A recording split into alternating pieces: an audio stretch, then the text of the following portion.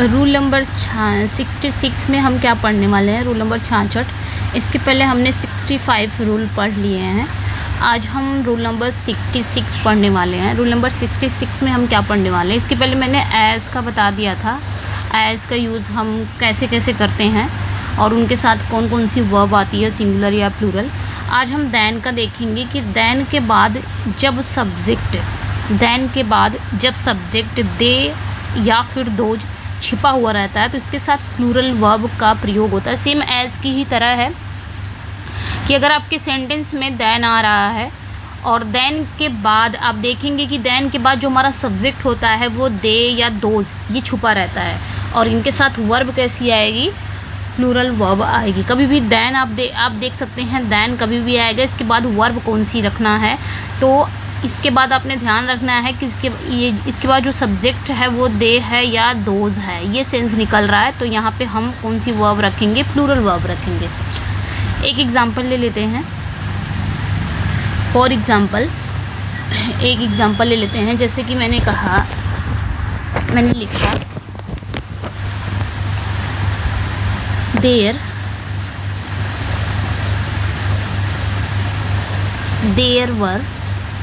there were more pens. There were more pens than, यहाँ पे आपका डैश हो जाएगा, needed। आपको यहाँ पे was या were क्या फिल करेंगे।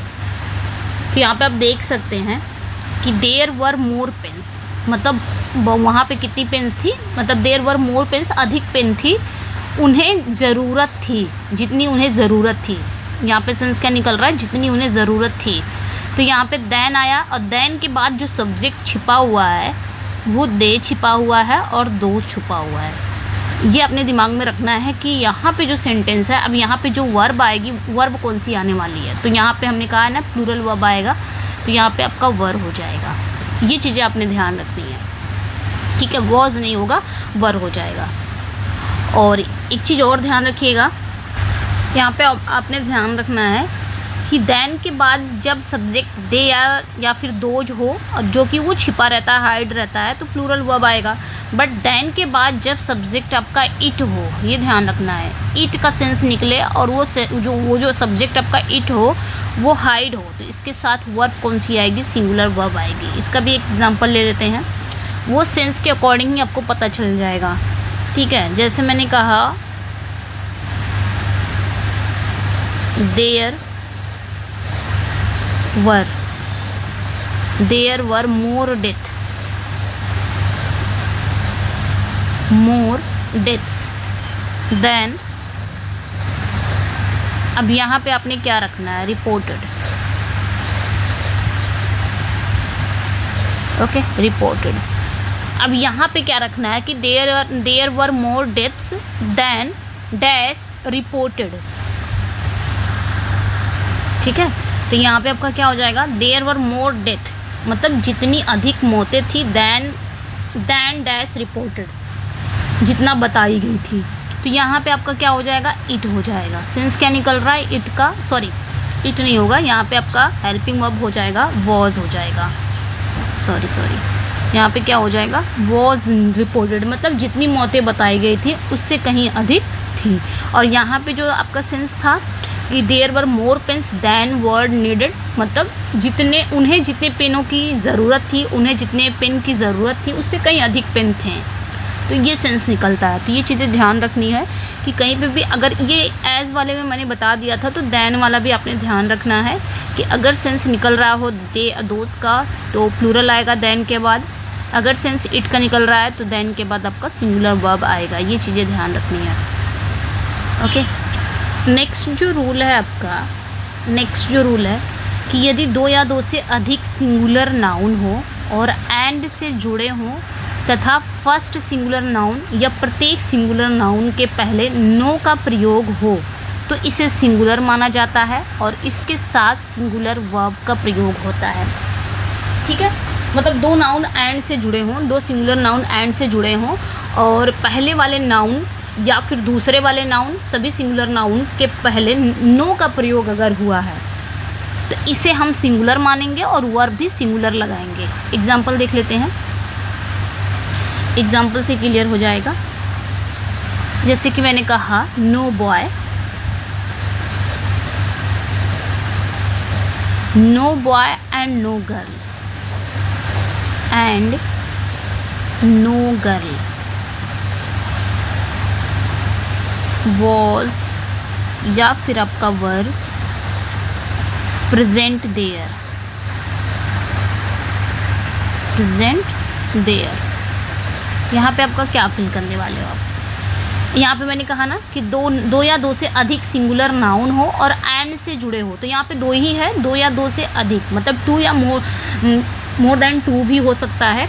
यहाँ पे आप देख सकते हैं एक नाउन आया, ये भी आपका एक नाउन है और ये भी एक नाउन है, दो नाउन है और एंड से जुड़े हुए हैं, चाहे वो पहले नाउन के आगे नो जुड़ा हो या दोनों ही नाउन के आगे अगर आपका नो जुड़ रहा है तो इसे हम क्या मानेंगे? सिंगुलर मानेंगे। और वर्ब कैसी आएगी? सिंगुलर आएगी। यहाँ पे बात क्या हो रही है कि कोई लड़का कोई लड़की भी वहाँ पे प्रेजेंट नहीं थे, मतलब कोई प्रेजेंट नहीं था, तो वैसे भी ये सिंगुलर ही माना जाता है। जब कोई था ही नहीं तो ये आपका सिंगुलर में ही जाएगा, है कि नहीं? तो यहाँ पे आपका वर नहीं हो जाएगा, वॉज करेक्ट हो जाएगा, वॉज आपका करेक्ट हो जाएगा। No boy and no girl was present there. Okay, next जो रूल है आपका 68 का जो रूल है, इसमें क्या है कि पेन, पेन का प्रयोग हम सिंगुलर अनकाउंटेबल नाउन के रूप में, चाहे वो बॉडली सफरिंग हो, एक हो, मेंटल डिस्ट्रेस के अर्थ में होता है, तो इसके साथ वर्ब कैसी आती है? सिंगुलर वर्ब आती है। तो सिंपली यहाँ पे मैंने दोनों लिख दिया है कि अगर आपका पेन आ रहा है, ओनली पेन, तो पेन मतलब दर्द, कष्ट, एक यानी कि बॉडली सफरिंग जो होती है मेंटल डिस्ट्रेस के अर्थ में होता है, तो हम उसके साथ वर्ब कैसी लाएंगे? सिंगुलर वर्ब लाएंगे।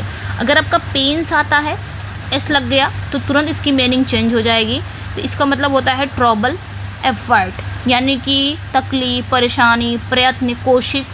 अगर ये तब ये सेंस निकालता है। पेन्स जब आएगा तो ये सेंस निकालता है, ट्रबल निकालता है, एफर्ट का सेंस निकालता है, यानी कि कोशिश, तकलीफ, प्रयत्न का सेंस निकालता है। तो इसके साथ आप सिंगुलर वर्ब का भी यूज़ करते हैं और प्लूरल वर्ब का भी यूज़ करते हैं। एक एक एग्जाम्पल दोनों का ले लेंगे तब क्लियर हो जाएगा। ओके, तो जैसे कि मैंने कहा यहाँ पे एग्जाम्पल ले लिया।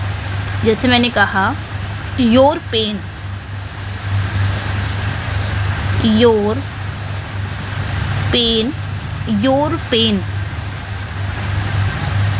इज या फिर आर अनबियरेबल, अनबियरेबल। ठीक है, दूसरा ले लेते हैं एग्जाम्पल, ग्रेट पेन,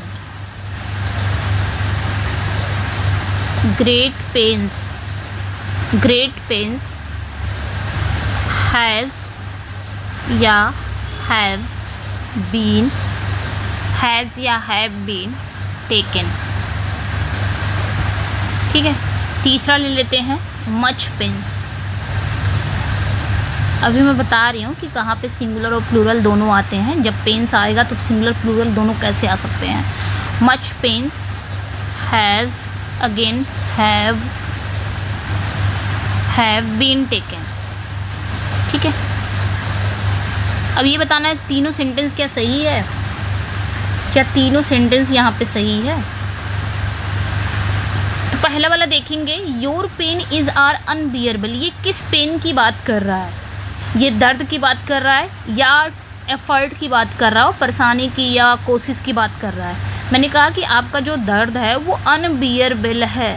यहाँ पे पेन है, पेन्स नहीं है, तो ये आपका दर्द की बात कर रहा है। किसकी बात कर रहा है? दर्द की। जब दर्द की बात करेगा तो वर्ब कैसी आएगी? सिंगुलर वर्ब आएगी। यहाँ पे आपका आर नहीं आएगा, ये गलत हो जाएगा। इज़ एक सिंगुलर वर्ब है, सो ये सेंटेंस आपका करेक्ट हो जाएगा, आर नहीं आएगा। दूसरे में देखेंगे, ये तो हो गया क्लियर ये वाला। दूसरे में दोनों पेन्स हैं। यहाँ पे देखेंगे great pains has have been taken, much pains, sorry यहाँ पे पेन्स होना चाहिए, सॉरी एक मिनट, पेन्स हैज़। यहाँ पे मैंने क्या कहा कि great pains has have been taken, much pains has have been taken. अब यहाँ पे पेन्स आया हुआ है, तो यहाँ पे ऑब्वियसली यहाँ पे ट्रबल या एफर्ट की बात कर रहा होगा, ना कि दर्द, कष्ट, एक ये सारों की बात नहीं कर रहा है। तो यहाँ पे आप देख सकते हैं great pains has been taken या हैव बीन टेकन होगा, much pains has been taken या हैव बीन टेकन होगा। तो ग्रेट पेंस की बात कर रहा है, यहाँ पे तकलीफ़ की बात कर रहा है, परेशानी की बात कर रहा है, कोशिश की बात कर रहा है, और इसके साथ वर्ब कैसी आएगी, प्लूरल वर्ब आएगी। देखिए यहाँ पे आपका ग्रेट पेंस की बात कर रहा है, ग्रेट यानी कि जो अधिक एफर्ट होते हैं उनकी बात हो रही है। तो यहाँ पे आपका क्या हो जाएगा, प्लूरल हो जाएगा, हैज़ नहीं हो जाएगा, हैव बीन करेक्ट हो जाएगा। मैंने कहा था ना कि इसके साथ सिंगुलर भी आते हैं, प्लूरल भी आते हैं। तो किस कंडीशन में आएंगे आप देख सकते हैं। ग्रेट पेंस की बात कर रहा है तो यहाँ पे आपके ज़्यादा एफर्ट की बात कर रहा हो तो यहाँ पे आपका प्लूरल लग जाएगा। मच पेंस की बात कर रहा है, आप खुद जानते हैं मच जो लेता है अपने साथ सिंगुलर वर्ब लेता है। ओके, मच जो लेता है वो अपने साथ वर्ब कौन सी लेता है, सिंगुलर लेता है। तो मच पेंस यहाँ पे आपका क्या हो जाएगा, हैव बीन नहीं होगा, यहाँ पे हैज़ बीन टेकन हो जाएगा, ये सिंगुलर हो जाएगा, ये ध्यान रखना है। ओके, ऐसे आप इसके साथ सिंगुलर और प्लूरल लगा सकते हैं अकॉर्डिंग टू सेंस। कैसा सेंस निकल रहा है, यहाँ पे कौन सा सेंस निकाल रहा है, प्लूरल निकाल रहा है तो प्लूरल आ जाएगा, और सिंगुलर निकाल रहा है तो सिंगुलर आ जाएगा पेंस के साथ। ओके, ये चीज़ें क्लियर है।